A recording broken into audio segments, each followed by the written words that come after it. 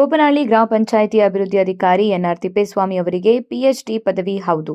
ಇದು ಚಳ್ಳಕೆರೆ ತಾಲೂಕಿನ ಗೋಪನಹಳ್ಳಿ ಗ್ರಾಮ ಪಂಚಾಯಿತಿ ಅಭಿವೃದ್ಧಿ ಅಧಿಕಾರಿ ಎನ್ಆರ್ ತಿಪ್ಪೇಸ್ವಾಮಿ ಅವರು ಮಂಡಿಸಿದ ಹೊಸ ತಲೆಮಾರಿನ ಕನ್ನಡ ಸಣ್ಣ ಕಥೆಗಳಲ್ಲಿ ದಲಿತ ಮಹಿಳೆ ಎಂಬ ಮಹಾಪ್ರಬಂಧಕ್ಕೆ ಕನ್ನಡ ವಿಶ್ವವಿದ್ಯಾಲಯ ಹಂಪಿ ವಿಶ್ವವಿದ್ಯಾಲಯವು ಪಿಎಚ್ಡಿ ಪ್ರದಾನ ಮಾಡಿದೆ. ದಿನಾಂಕ 24/2/2026 ಹಮ್ಮಿಕೊಳ್ಳಲಾದ ನುಡಿ ಹಬ್ಬ 34 ಘಟಿಕೋತ್ಸವ ಸಮಾರಂಭದಲ್ಲಿ ಮಾನ್ಯ ರಾಜ್ಯಪಾಲರ ಕೈಯಿಂದ ಪದವಿ ಪ್ರಮಾಣ ಪತ್ರ ಸ್ವೀಕರಿಸಿದ ಅವರು ತಮ್ಮ ಪರಿಶ್ರಮ ಮತ್ತು ಅಧ್ಯಯನದ ಫಲವನ್ನು ಸಂಭ್ರಮದ ಕ್ಷಣಗಳಲ್ಲಿ ಸಾಕಾರಗೊಳಿಸಿದ್ದಾರೆ. ತಮ್ಮ ಮಹಾಪ್ರಬಂಧದಲ್ಲಿ ಹೊಸ ತಲೆಮಾರಿನ ಕನ್ನಡ ಸಣ್ಣ ಕಥೆಗಳಲ್ಲಿ ದಲಿತ ಮಹಿಳೆಯ ಪ್ರತಿನಿಧಿತ್ವ, ಸಾಮಾಜಿಕ ಅಸ್ತಿತ್ವ, ಶೋಷಣೆ, ಹೋರಾಟ ಹಾಗೂ ಆತ್ಮಗೌರವದ ಅಂಶಗಳನ್ನು ಆಳವಾಗಿ ವಿಶ್ಲೇಷಿಸಿದ್ದಾರೆ. ಆಯ್ದ ಪ್ರಾತಿನಿಧಿಕ ಕಥೆಗಳ ಆಧಾರದ ಮೇಲೆ ಸಮಾಜದಲ್ಲಿ ದಲಿತ ಮಹಿಳೆಯ ಸ್ಥಿತಿಗತಿಗಳನ್ನು ಸಾಹಿತ್ಯದ ಕಣ್ಣಿನಿಂದ ವಿಮರ್ಶಾತ್ಮಕವಾಗಿ ಪರಿಶೀಲಿಸಿರುವುದು ಸಂಶೋಧನೆಯ ವಿಶೇಷತೆಯಾಗಿದೆ. ತಿಪ್ಪೇಸ್ವಾಮಿಯವರ ಈ ಸಾಧನೆಗೆ ಗ್ರಾಮಸ್ಥರು, ಸ್ನೇಹಿತರು ಹಾಗೂ ಸಾಹಿತ್ಯ ಅಭಿಮಾನಿಗಳು ಅಭಿನಂದನೆ ಸಲ್ಲಿಸಿದ್ದಾರೆ.